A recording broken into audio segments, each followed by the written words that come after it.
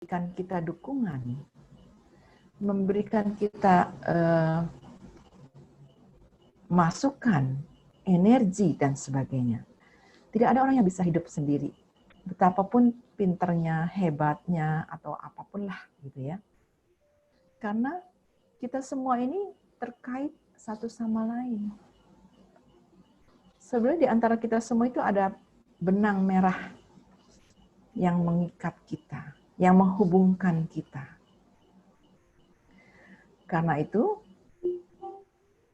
berada dalam satu lingkungan, dalam satu komunitas, satu organisasi itu sebetulnya sangat penting sekali bagi kita.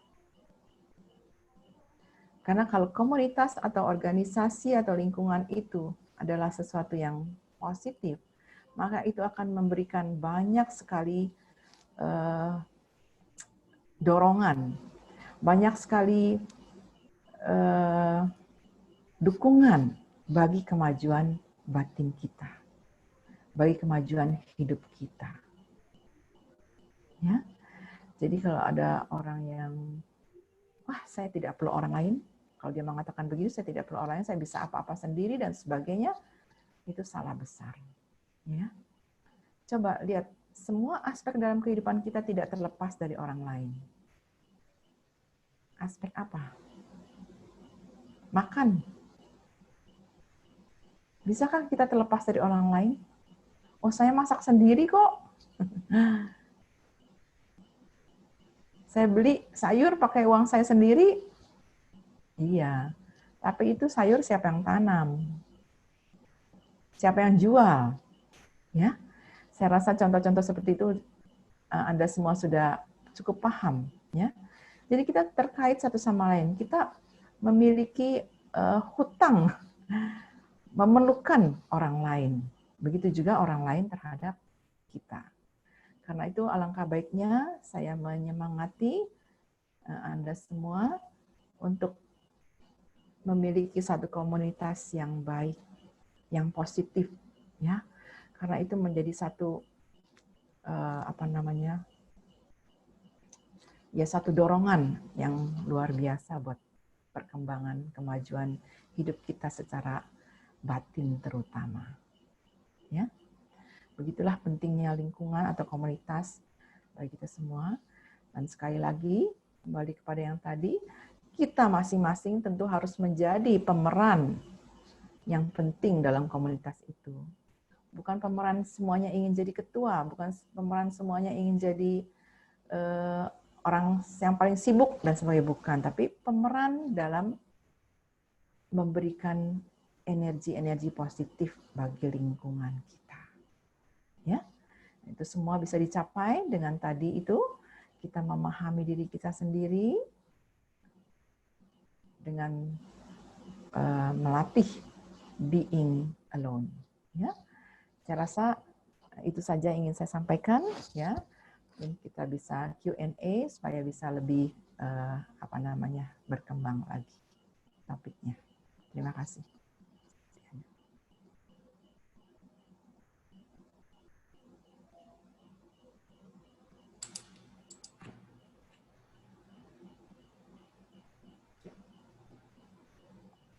Silakan Bro Kirno dilanjut lagi. Masih ke mute.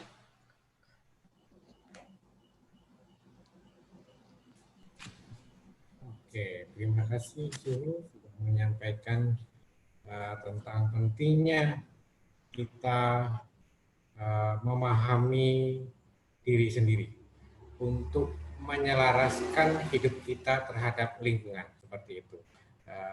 Begitu singkat, padat yang disampaikan Suhu. Silakan bagi teman-teman sekalian, Bapak Ibu, untuk sesi tanya jawab kami persilahkan.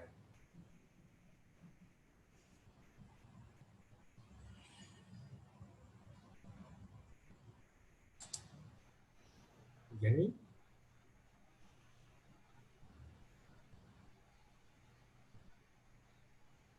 Masih ke mute, Ibu.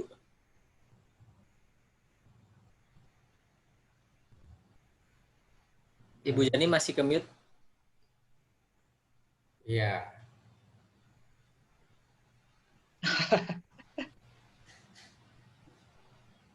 Oke, Mbak Jini Pak silakan. Agung, Pak Suyena, mungkin ada yang mau ditanyakan kepada Suhu, silakan.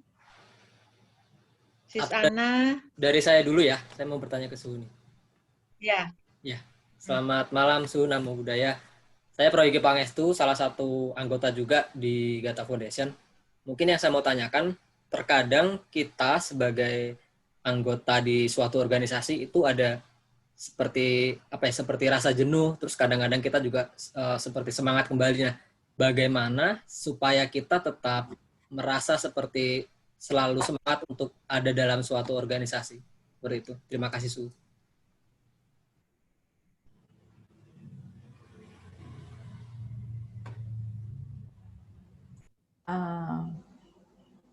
Kita ya berubah-ubah memang, ya kan, moodnya, pikirannya naik turun gitu ya.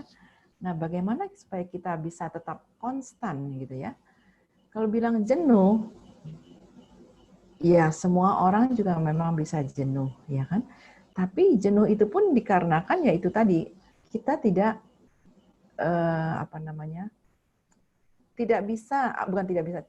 belum mempraktekkan dengan penuh yang namanya being alone itu. Ya, kalau kita sudah mempraktekkan dengan semaksimal mungkin, maka yang namanya kejenuhan atau turun semangat dan sebagainya itu akan kecil sekali kemungkinannya terjadi. Ya, kecil sekali kemungkinan terjadi. Karena kenapa kita bisa jenuh? Pada saat kita mengatakan kita jenuh, pada saat itu berarti kita memang tidak hadir, tidak sadar, tidak sadar sepenuhnya, tidak hadir pada saat itu. Maka kita bisa bilang kita jenuh. Begitu, ya. Jadi memang yang saya sampaikan tadi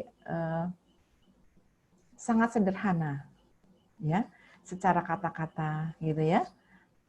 Tapi sangat sulit untuk dilakukan, ya. Karena itu merupakan basic, merupakan dasar dari kita. Ajaran Buddha pada prinsipnya mengajarkan hal itu, bahwa kita harus hadir saat ini di sini. Nah, untuk memahami apa sih sesungguhnya yang dimaksud hadir saat ini di sini itu bagaimana? Kita tidak bisa hanya menggunakan kata-kata untuk menjelaskan, untuk mengerti. Kita harus mempraktekkan sendiri. Baru kita ngerti, oh ini. Ya. Karena betapapun saya jelaskan, dan saya juga tidak mampu menjelaskan sampai panjang lebar luas, ya. Betapapun seseorang bisa menjelaskan dengan panjang lebar luas, tapi kalau kita tidak mencobanya sendiri, mempraktekannya sendiri, maka kita tidak akan pernah tahu apa sih yang dimaksud tadi penjelasan panjang lebar luas. Ya. Jadi memang topik ini saya pilih karena memang ini topik yang sangat mendasar, gitu ya. Jadi being alone, jadi artinya memahami diri sendiri, hadir saat ini dan di sini. Jadi sadar sepenuhnya. Dalam bahasa lain orang bilang hidup berkesadaran, ya, sadar sepenuhnya. Kenapa kita bisa konflik kepada orang dengan orang? Kenapa kita bisa mengalami hal-hal yang tidak menyenangkan banyak dan sebagainya, ya? Itu karena ya itu tadi kita tidak sedang being alone, ya. Kita sedang entah ada bagaimana gitu ya, entah di mana keadaan kita pada saat itu. Ya. Saya rasa itu. Terima kasih. Terima kasih, Su.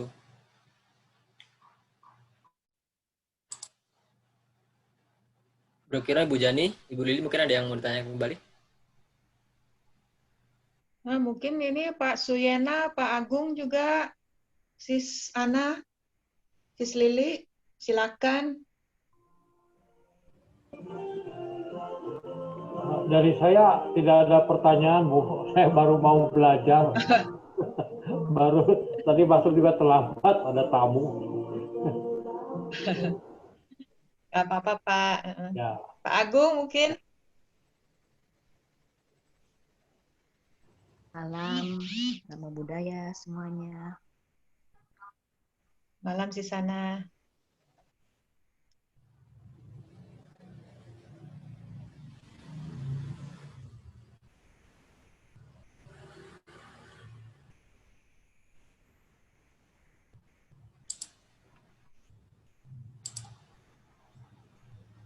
Nggak ada suaranya lagi Sisana.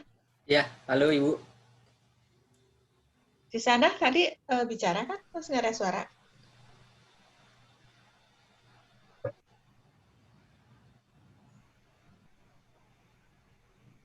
Hilang Sisana suaranya. Ya, masih ke-mute ini. Iya.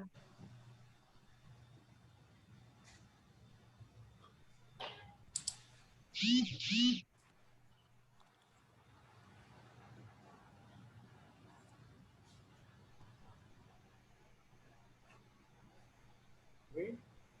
Masih ada yang mau tanya lagi?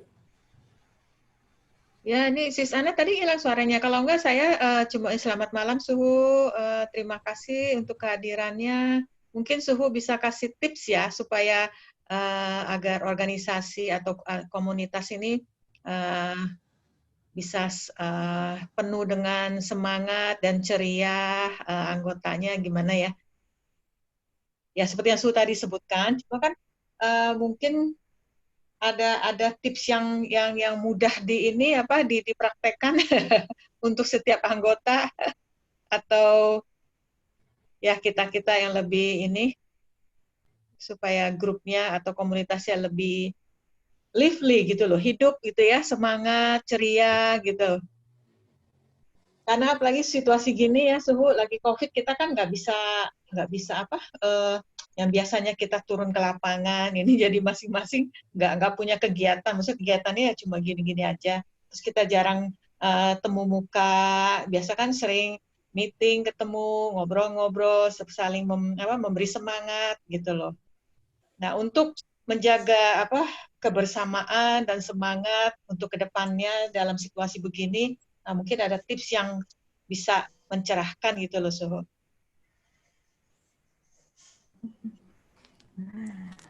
Iya, situasi seperti ini memang sangat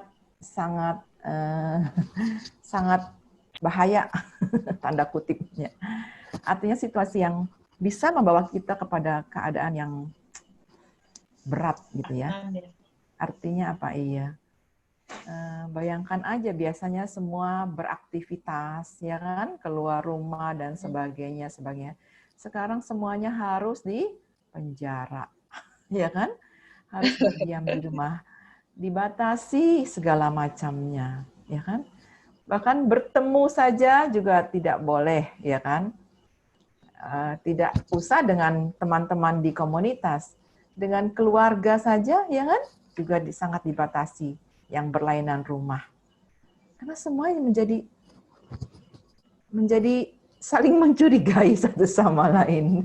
Ya, artinya ya kita tidak tahu nih siapa nih yang OTG banyak begitu ya, tiba-tiba terjadi kasus baru. Oh, ternyata hanya pertemuan orang tua dan anak. Anaknya ternyata kerja di kantor. Di kantor dia kena, bawa pulang atau menemui orang tuanya yang sudah sepuh kena, ya. Memang kondisi ini sangat sangat dibilang sulit, ya memang sulit, ya, sangat tidak mudah. Makanya sebetulnya keberadaan komunitas-komunitas organisasi itu justru harusnya menjadi penguat di antara sesama anggotanya. Harusnya bisa memberi semangat gitu, saling memberi semangat, ya. Tadi saya katakan kan kita tidak bisa sendirian, tidak bisa hidup sendiri gitu ya. Kita membutuhkan orang lain. Nah, justru sekarang tidak ada kegiatan ke lapangan dan sebagainya, tapi kan kita bisa melalui online ya. Semuanya dalam genggaman gitu kan ya. Nah, itu diberdayakan, dimaksimalkan. Mungkin ada sesi saling menyapa satu sama lain, mungkin berapa hari sekali atau setiap hari. Kalau tiap hari mungkin bosan juga, ya kan? Tapi ada satu kontak, ada satu komunikasi di antara semuanya, gitu. Dan kemudian masing-masing juga di rumah latihan untuk tersenyum. Nah, ini tips paling praktis dari saya, ya. Itu kita harus banyak senyum, ya kan? Banyak jangan terlalu banyak baca berita yang serem-serem gitu kan, ya kan? Itu kita semua harus batasi. Kita harus arahkan diri kita kepada hal-hal yang lebih ceria, lebih menyenangkan, lebih apa. Bukannya kita lantas menjadi, kalau gitu berarti cuek dong dengan situasi yang ada. Bukan. Kita tidak cuek dengan situasi yang ada. Kita tetap berbuat semampu kita. Misalnya kita bisa membantu orang. Kalau memang kita ada kapasitas untuk membantu, ya kan? Misalnya orang yang terkena COVID, misalnya mungkin kita bisa bantu dengan berbagai cara, gitu kan ya. Kita tetap melakukan itu. Kita membantu pemerintah dengan berdisiplin diri, ya kan? Disiplin keluarga. Kita membantu orang-orang yang mungkin membutuhkan secara ekonomi, mungkin terpuruk atau sangat terdampak, ya. Itu kan semua bisa dilakukan tanpa kita langsung, gitu kan ya. Bisa dilakukan dengan berbagai cara. Nah, begitu juga dengan sesama anggota komunitas. Jadi saling menyapa dan saling menyemangati. Atau setiap hari kontak selama 10 menit, ditentukan jam berapa, kita semua sama-sama mengarahkan pikiran kepada satu fokus, gitu kan ya, misalnya bersama-sama. Jadi kan seolah walaupun kita terpisah di rumah masing-masing, tapi sepertinya kan kita sedang duduk bersama-sama. Itu kan lain, ya kan? Seperti orang meditasi, kalau sendirian banyak godaannya gitu ya. Tapi kalau kita bersama-sama kan semangat juga lebih tinggi gitu kan ya. Mungkin juga karena rasa malu gitu kan. Kalau misalnya nggak tahan, sedangkan teman-teman yang lain bisa gitu kan. Kita kan jadi terpicu. Jadi memang ya itu tadi, komunikasi di antara kita harus ditingkatkan. Caranya ya macam-macam. Tapi secara individu memang kita harus pakai jurus atau pakai rumus ini. Setiap bangun pagi, itu saya ingat benar saya dapat pertama mendengar dari Yang Mulia Ajahn Brahm ya. Beliau membagikan pengalamannya, terus saya teringat dan saya lakukan, dan itu ternyata sangat mujarab gitu ya. Jadi setiap bangun pagi kita berusaha untuk tersenyum. Bangun pagi kan kemudian sikat gigi. Nah, sikat gigi biasanya ada kaca. Nah, tersenyum di kaca itu. Kalau nggak bisa kan beliau ajarkan kita untuk begini, tarik, ya kan, mulut kita supaya membentuk satu senyum. Maksudnya apa? Bukan cuma sekedar menampilkan senyum di wajah kita, tapi juga ketika kita tersenyum itu, kita membuka hati kita untuk memulai sesuatu yang baru dengan sesuatu yang positif. Atau kalau Anda semua pagi-pagi melakukan kebaktian pagi, chanting pagi di rumah misalnya, gitu kan ya. Kan itu kita selalu di akhir selalu semoga semua makhluk berbahagia, semoga sehat dan berbahagia. Hal-hal yang sepertinya kecil itu ketika kita ucapkan bukan hanya untuk kepentingan orang lain, tapi kita terutama yang mengucapkan kata-kata itu yang lebih terdampak, yang lebih banyak mendapatkan manfaatnya. Ketika kita bilang semoga kamu sehat dan bahagia, kan kita mengatakannya dengan gembira, dengan ketulusan. Nah, ketulusan, kegembiraan, kebahagiaan itulah yang memberikan dampak sangat positif bagi diri kita sendiri yang mengatakan kata-kata sederhana seperti itu. Ya. Jadi itu saja Bu Yani ya, tips saya. Semuanya harus belajar tersenyum. Malah kalau bisa dalam satu hari itu tidak boleh tidak tertawa. Kalau tidak ada yang ditertawakan, tertawakan diri sendiri. Tahu sendiri. Ya. Iya, jangan tertawa sendiri, tertawakan diri sendiri. Pasti banyak yang bisa kita tertawakan. Kalau kita mau merendahkan hati ya, tapi kalau kita meninggikan hati, kita pasti tidak bisa Nggak menertawakan bisa ya. diri kita sendiri. Ya, ikut itu Terima kasih jurusnya banyak. Gus Dur. Gus Dur kan paling pintar menertawakan diri sendiri, ya, dan itu sangat bermanfaat. Terima kasih. Terima kasih banyak, Suhu.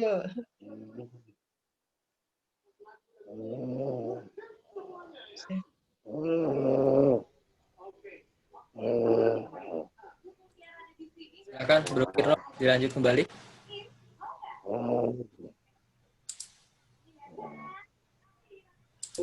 Atas nasihatnya untuk pentingnya dalam menjaga organisasi agar organisasi tetap langgeng terus.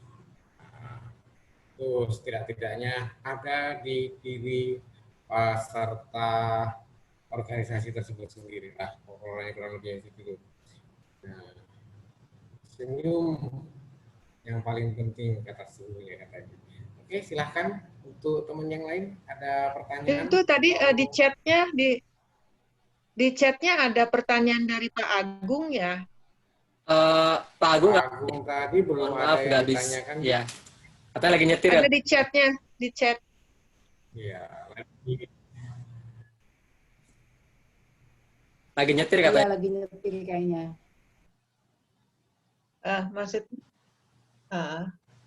Maksudnya dia lagi nyetir tuh jadi kalau lagi maksudnya mindful juga kan, bisa mindful maksudnya gitu loh. Iya, iya, iya.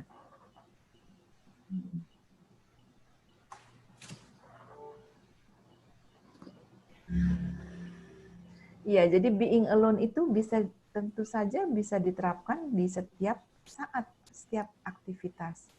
Justru itulah maksud being alone, maksud mindful itu. Jadi kita mindful di setiap saat.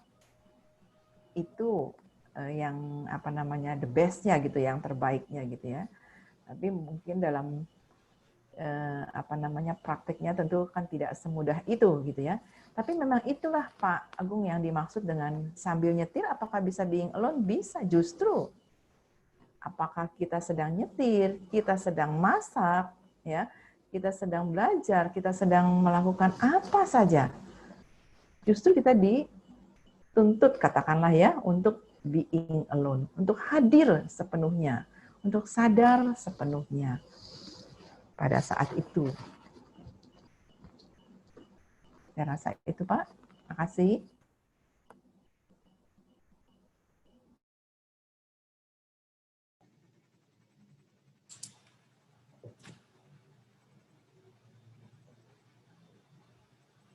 Baik, terima kasih Su Saya untuk. boleh tanya?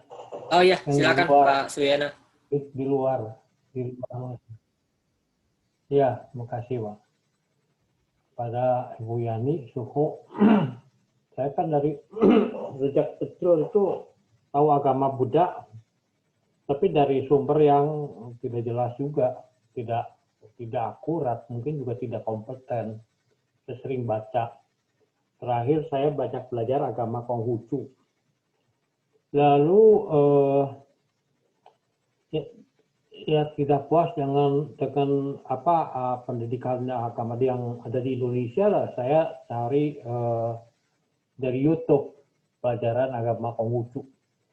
Lalu dari Taiwan saya mendapatkan ternyata yang mengajarkan agama Konghucu itu pendeta Buddha, Pase disebutnya. Ya. Nah, pertanyaan saya, bagaimana pandangan agama Buddha? Kalau kita sambil belajar agama Buddha, saya juga mau belajar agama yang lain-lain. Karena di satu agama tertentu saya belajar sambil belajar agama lain itu katanya nggak boleh, murtad. Itu pertanyaan yang pertama. Yang kedua, kalau saya mau belajar agama Buddha dengan benar dari dasar, mohon petunjuk kira-kira sumbernya dari mana, apa yang perlu saya lakukan. Terima kasih.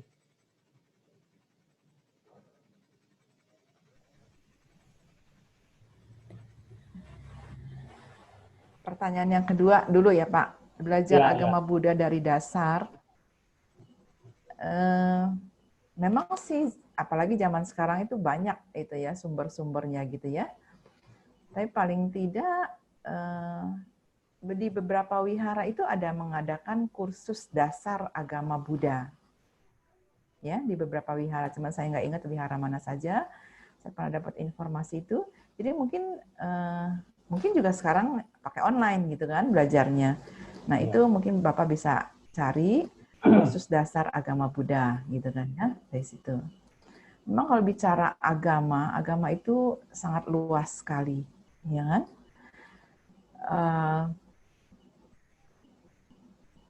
Ini uniknya. Ajaran agama Buddha itu, ya, Buddha katakan itu kan sangat luas sekali kan. Dan kita juga lihat dari Bapak tahu kitab suci agama Buddha yang namanya Tripitaka itu, ya kan? Ya, ya. Kalau orang-orang tuh kitab sucinya cuma satu buku tebal, ya kan? Kalau umat Buddha kitab sucinya itu satu lemari.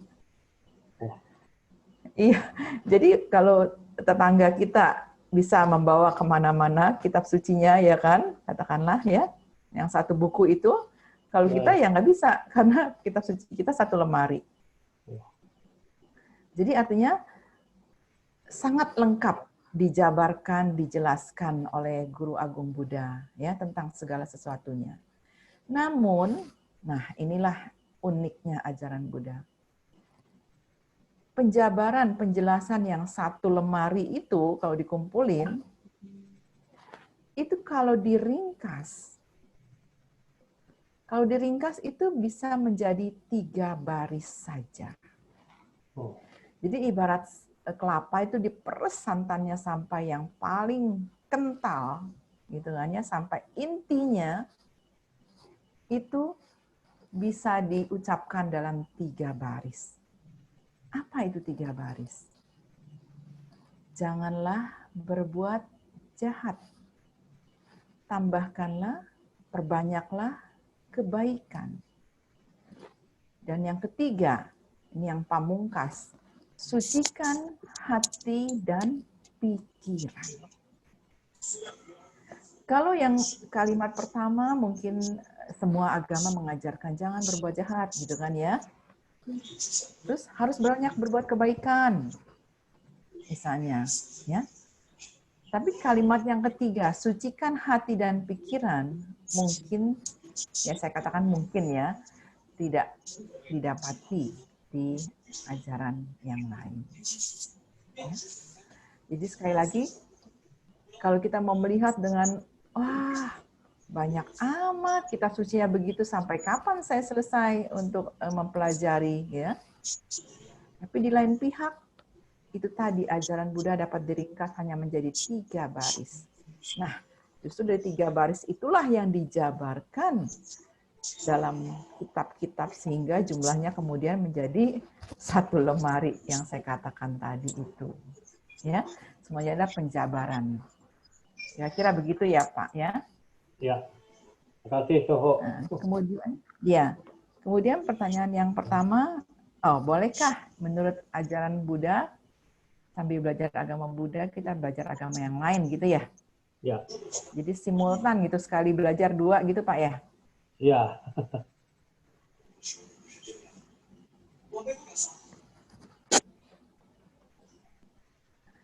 Nah, mengenai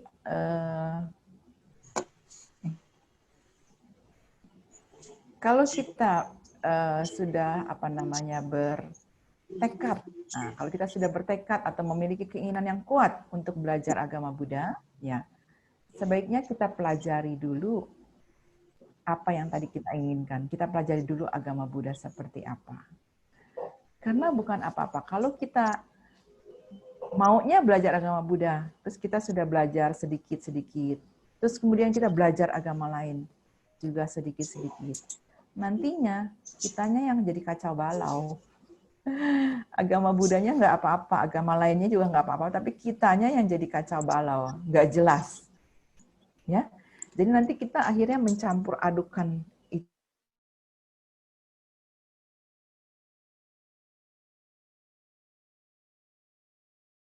Secara umum, orang di Tiongkok dari zaman dulu sampai sekarang, dan termasuk kita juga yang leluhurnya berasal dari sana, itu sangat berpegang pada bakti. Dari mana? Kita tahunya dari orang tua. Orang tua apakah tahu ajaran Konghucu? Tidak tahu. Pokoknya orang tua taunya anak itu harus menjalankan